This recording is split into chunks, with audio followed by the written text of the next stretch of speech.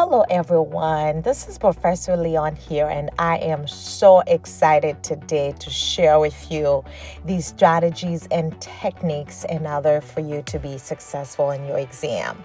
So, study for success. So, today I would like to share with you 10 top strategies and techniques that you need in order to be successful in your exam. So, the number one strategy you need to make sure you know is to make sure you read ahead. What do I mean by that? Read your chapter, review your PowerPoint if you have access to it. And also at the end of each chapter, you should see some practice questions. Make sure you answer those questions and be prepared. So when you go into the classroom, you have an idea what's going on. It's not the first time you hear the information. All right, guys. The second strategy that you need is to be prepared for your classroom discussion. What do I mean by that? Make sure you have some set of key questions ready. So when you go to classroom, you want to make sure you ask those questions and make sure you get them answered, because classroom is not the time where the teacher is going to teach you everything. There's no time for that. This is college time, guys. And some of you may be in medical school or nursing school. You want to make sure you get some key concept, those questions to be clarified. Okay, so now the third strategy you need, guys, is to make sure you ask teacher for permission in order to record the teacher, because sometimes when you drive or when you're, let's say you're cooking, you're when you're driving, this is the time you can hear the recording once again, and that helps you to retain the information. All right, guys. So the fourth strategy you want to make sure you put into place is to make sure to have a plan, have a study plan. Make sure you allocate that time, and whether it's 2 hours from 4 to 8 or from 6 to 10, and make sure you put yourself or your phone on a do not disturb mode so nobody will distract you. And some of you might have a family, maybe, you never know. So make sure you have a do not disturb or a silence notification. Now, the fifth strategies you want to make sure you know is to make sure you have a whiteboard. What are you going to do? Put on the whiteboard key concept. Let's say you're learning about hypertension.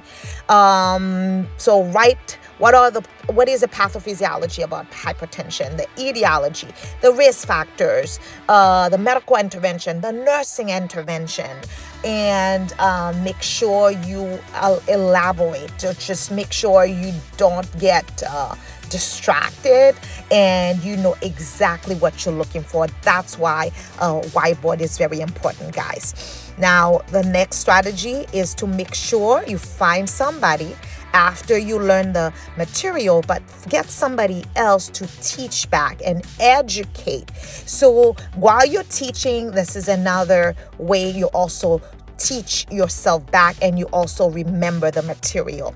All right, so the next strategy is to make sure you have a concept map. Concept map, it's like a visualization. It's like it helps you to break down in details what I was talking earlier about the hypertension, to put everything in detail, and that's how you'll remember the material. And the next strategy, guys, is to make sure you prepare some practice questions, and especially if you're a nursing student. So that's going to be NCLEX style questions, practice questions, and of course multiple choices and different levels, because you have understanding, you have knowledge, you have application and analysis. So whatever style, because analysis and application are like the hardest style of questions. So make sure you ask for those questions. And now these days with AI, it gives you great leverage to make sure to just upload the PowerPoint and then ask for those NCLEX practice questions, and make sure you ask for maybe high level or critical thinking style questions, and that way that will help you to close your knowledge gap on those concepts, and that will help you to understand the material. All right, guys, and the And now the next strategy, which is number 9, is to remember to ask your teacher for an exam blueprint. Maybe a study guide. Some of them don't even give it, but you ask anyways because it never hurts to ask, right? And that way that will guide you and know exactly how to prepare for your exam. And now, last strategy, this is not the least, is to know what works for you. You know yourself. Some of you, you're really good studying within a group. And some of you, you're self-learner. You do better when you study by yourself. So make sure you know what type of learner you are, right? And that way, that will help you to do better preparing for your exam. And this is a bonus, number 11, I call it, is to review before you sleep, especially if it was like a hard concept, you didn't understand it. You want to make sure you review it in your head. Don't have to be out loud, okay? Just to make sure you review it before you go to bed. That way you'll lock it in your brain. So these are the 10 top strategies and techniques in order for you to be successful in your exams. And hopefully this will help you to ace your exam. Thank you so much. And like the video if you find it helpful. And thank you. Bye.